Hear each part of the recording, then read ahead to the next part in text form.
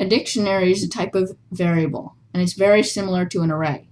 The only difference is that you can change the key values of a dictionary. In an array, you enter 0 or 1 to access the different indexes of the array, but in a dictionary, you can enter strings like text instead of those numbers. First, we'll make a dictionary, and we'll call it my dictionary, and we'll set it equal to curly braces. This tells Python that it's a dictionary and not an array. Now we'll make a key called my key, and we'll put a colon that tells it that that's the key, and then we'll enter the value of apple. And we'll make another one, for example, called my other key, and we'll set that one equal to orange.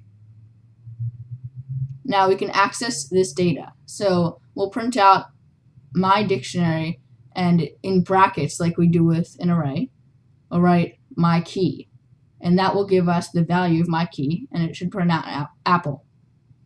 We can also change the data.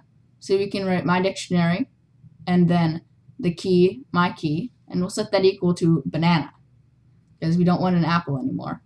And then if we print that out, you can see that we get apple, which relates to the first accessing data print line, and then we also get banana, which is once we set it to something else.